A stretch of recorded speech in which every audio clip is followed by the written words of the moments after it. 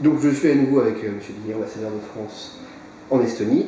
Est-ce que vous pouvez nous parler un petit peu de la mission de l'ambassade de France à l'étranger et ici en Estonie? Alors le rôle d'un ambassadeur, effectivement, c'est de représenter son pays, donc de représenter en l'occurrence la France, ici donc en Estonie, de faire connaître la politique de la France, de faire connaître également les prises de position françaises sur les principaux dossiers internationaux, sur les dossiers européens, mais également, ce qui est aussi le cœur de notre métier, de défendre justement les intérêts français ici en Estonie. Alors, quand je parle d'intérêts français, c'est les intérêts politiques, c'est les intérêts également économiques. Je crois que je viens de parler des intérêts des entreprises. Donc là, effectivement, on accompagne les entreprises françaises qui ont des projets ici. Donc on a un rôle un peu d'assistance dans les projets. Et puis également en matière culturelle, on a une carte très très importante à jouer, notamment en matière de défense du français, dans une zone, je dirais, qui n'a pas au départ une appétence naturelle pour la langue française et pour la francophonie.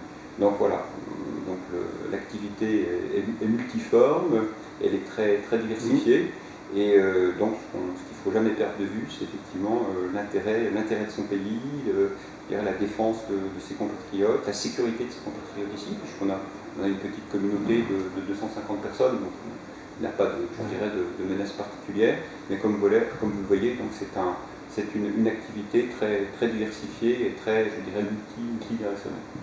Alors quelles sont les grandes différences entre l'ambassadeur de France ici dans un pays de l'Union Européenne et l'ambassadeur de France dans un pays extérieur à l'Union Européenne? Alors je dirais que moi, une des premières conclusions que je tire après un an en fonction ici, c'est que étant ambassadeur de France, donc d'un grand pays de l'Union Européenne, dans un petit pays de l'Union Européenne comme l'Estonie, on a plus de visibilité. C'est-à-dire qu'on est très souvent consulté, on nous demande notre avis sur un certain nombre de grands dossiers, donc on a plus de visibilité, et de ce point de vue, c'est quand même très, très intéressant. D'accord. Et donc ici vous avez trois pôles, économique, culturel et politique. Oui. Alors comment ça se passe? Vous êtes combien à travailler Alors j'ai une équipe ici d'une vingtaine de personnes, qui est répartie essentiellement, je dirais, sur deux sites. Donc le site principal, c'est le site de l'ambassade, où nous sommes actuellement.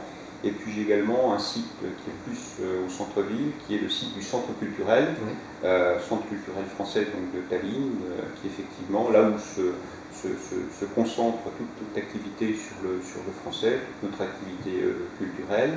Et donc j'ai la chance effectivement d'avoir une concentration géographique suffisamment concentrée entre guillemets, et donc ce qui quand même est un outil très, très performant au niveau des contacts. D'accord. Et aussi un service consulaire. Et également donc un service consulaire qui est dans l'ambassade, donc mais qui est réduit, je dirais, depuis un certain nombre d'années, puisque maintenant nous ne délivrons plus de visa ici à Tallinn. Le seul centre qui délivre des visas est Riga. Donc à partir de là, je dirais que l'activité consulaire est quand même beaucoup moins importante.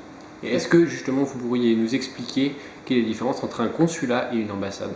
Alors pour schématiser, si vous voulez, l'ambassade a plutôt une activité politique, donc c'est tout ce que je vous ai décrit jusqu'ici, alors que le consulat, l'activité consulaire, c'est plus la gestion de questions administratives, de questions d'état civil, donc du suivi en fait de la communauté française dans le pays dans lequel nous sommes.